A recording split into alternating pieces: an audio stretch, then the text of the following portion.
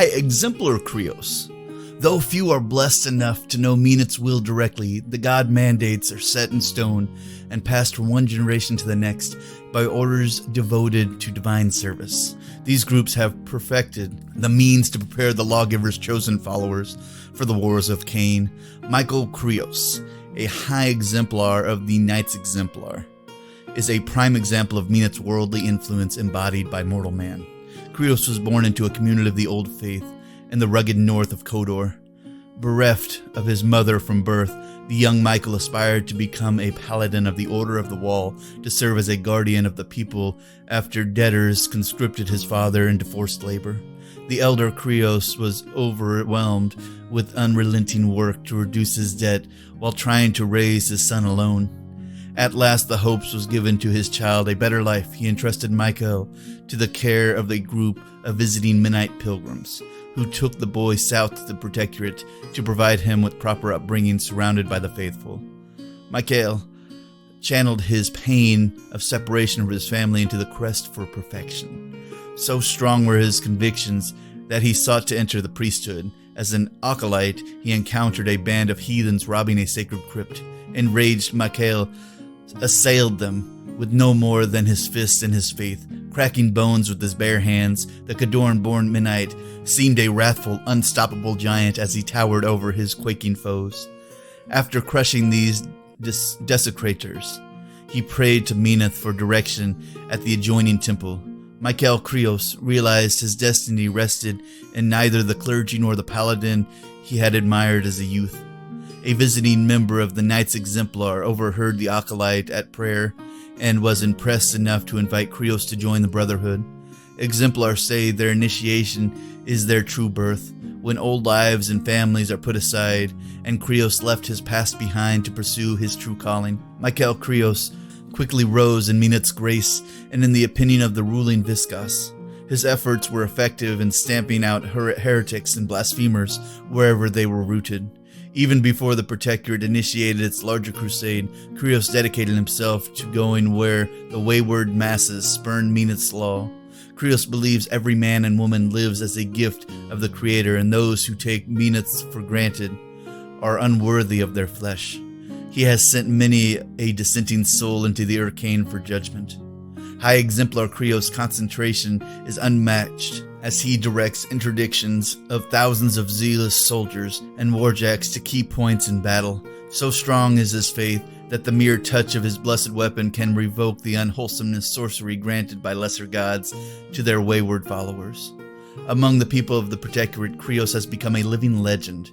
When the decision was made to renew war with Signar, thousands gathered to listen to him stir the faithful in preparation for battle. His flowing robes and thick rune-inlaid armor enhance his impressive physique, while his unwavering faith makes him a leader upon whom the scrutators can rely with absolute confidence.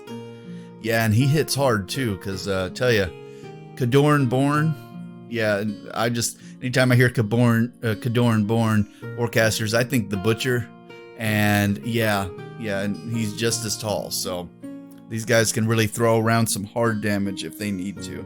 Although Kreoss might be a little less crazy than the Butcher, or depending on how you see Zealots from the Protectorate, a different type of crazy? That could be it. But let's read his Mark 3 to Mark 4 changes and see if anything actually changed. And it appears Kreoss has just gotten better in Mark 4, because the changes they gave him just make him way better. He's still we're going to go over stat line first. He is still a speed 5, so he's not super quick. He's still a mat 7. He still is a melee warcaster. Defense 14. Armor 16. Still has an arc of 7 because he is a very spellcaster. He still has a control range of 14. And one of the abilities they gave him, personal abilities they gave him for Mark 4, is Tactician. So while within 10 inches of this model, friendly models ignore other friendly models when determining line of sight, and then they can advance through other friendly models as if they were not there, if they have enough speed to get through them completely. And so that's basically all he's got. That's all he needs.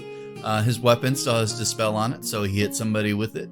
It's a model/unit, and the upkeep spell or animi on that immediately expires. It is still a range 2 chain weapon, at a POW 14, so it is still very painful to be hit by, and it is still a magical weapon as well. And it ignores shields because it is, of course, a chain weapon. His feat is still exactly the same. Enemy models currently within Kreoss control range become knocked down. That's it. Simple, effective, no complications. Just knocks everybody down. And then his spell list is pretty much identical. He still has Cleansing Fire, which still causes critical continuous fire effects. It is still a range 8. It is still an AoE.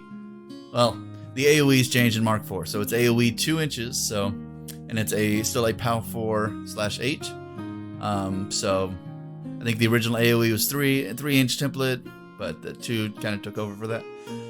Next spell, Defender's Ward, still has Defender's Ward. Still gives a +2 defense and +2 armor to friendly faction models / units. So simple, effective, easy. Still has Immolation. Immolation causes fire damage, and on a critical hit causes continuous fire. So that's still the same. Lamentation. When a model casts a spell in the spellcaster control range, double the cost of the spell. Additionally, they have to pay double for upkeep. And that's the same from the original one as well. And it's still upkeepable, so yeah, that's I would want to turn that off as quickly as possible. And then he still has Purification. Continuous effects, Atomize, and upkeep spells in the spellcaster's control range immediately expire. So he is very anti-spellcaster, anti-upkeep spells, and yeah, anti-animi.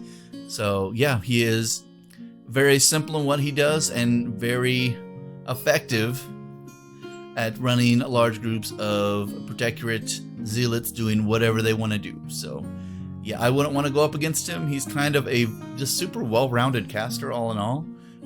Doesn't have super complicated spells that require, very specific situations. And his feat just knocks everybody down. So, all he needs to do is get close to the front line where he needs to be, and he does menoth's work. So